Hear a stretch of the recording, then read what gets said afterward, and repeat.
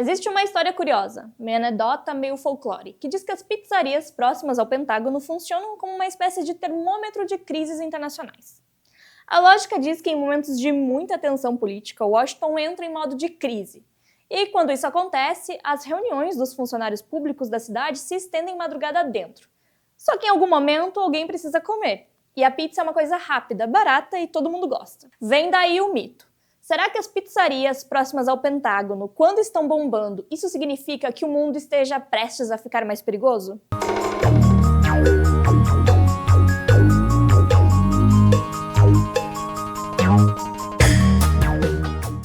Essa ideia nasceu no início dos anos 90, quando na véspera da invasão do Kuwait pelo Iraque, a revista Time mencionou que as pizzarias próximas aos prédios do governo tinham tido uma noite anormalmente movimentada pouco antes do mundo acordar com uma grande crise.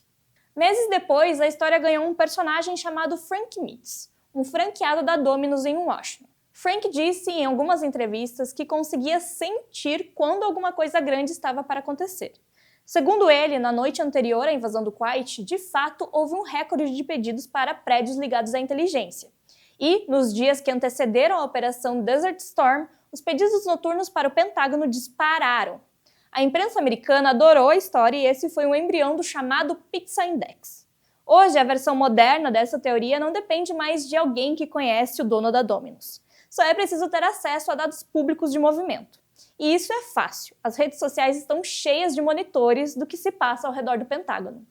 Mas não há nenhum índice secreto. O que existe são pessoas simplesmente olhando para o Google Maps. Funciona assim, o Google Maps mostra para quase qualquer restaurante duas coisas. Primeiro, qual é o padrão histórico daquele lugar. Por exemplo, normalmente está vazio numa terça-feira às 10 horas da noite. E segundo, um indicador ao vivo dizendo se o local está mais movimentado que o normal. E quando o gráfico de movimento ao vivo sobe muito acima do esperado, elas postam algo como Noite Incomum em Arlington. Sinal de alerta. Repare que essa é uma estimativa baseada em dados agregados de localização. Quantas pessoas com o celular ligado passaram naquela região naquele momento. E pode ser cliente, pode ser gente esperando um Uber, pode ser um evento importante na região, pode ser absolutamente qualquer coisa sem relação com o governo. Pizzarias lotam por uma série de motivos. Promoção, evento esportivo, clima, trânsito, fim de expediente, uma conferência na cidade. De fato, numa grande crise militar, é plausível que haja próximo ao Pentágono não apenas mais gente trabalhando até tarde, mas também reuniões longas e maior demanda por comida. O problema é que, em primeiro lugar, esse modelo é extremamente fácil de manipular. Ele não mede pedidos nem entregas, ele mede o movimento estimado de celulares, a partir de dados agregados de aplicativos como o Google Maps. Isso significa que, na teoria, basta gente suficiente aparecer num lugar específico para criar um sinal. Se 10, 20, 30 pessoas resolvem ir até uma pizzaria perto do Pentágono e ficar por ali algum tempo com o celular no bolso, o gráfico vai subir. Uma vez que o índice ficou famoso, ele deixou de ser apenas observado, ele passou também a ser interativo. Qualquer grupo minimamente coordenado pode trollar o sistema. Não precisa perder muito tempo combinando. Existe também o ruído normal do sistema.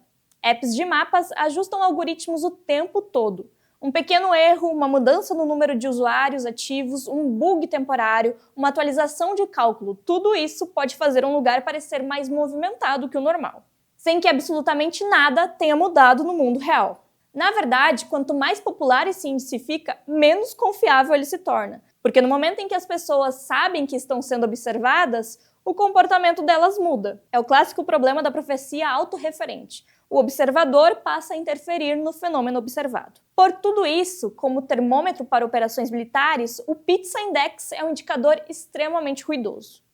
Mas, além disso, o Pentágono não é um prédio comum de escritório. Ele é literalmente uma pequena cidade fortificada.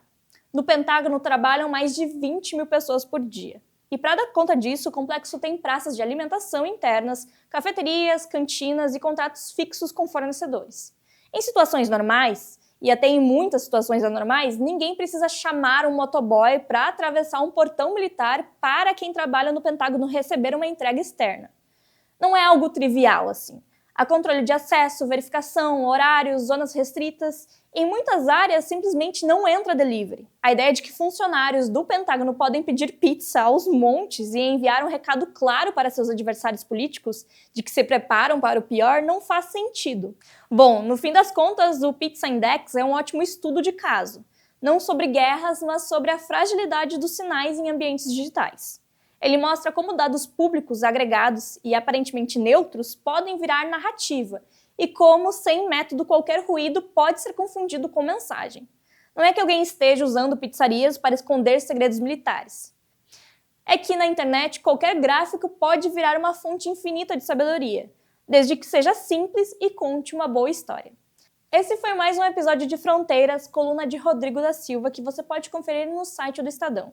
Vídeos inéditos vão ao ar todos os sábados, às 9 horas da manhã, para assinantes. Você também pode ter acesso a conteúdos exclusivos assinando o jornal. Basta apontar a câmera do seu celular para o QR Code que aparece na sua tela. Até mais!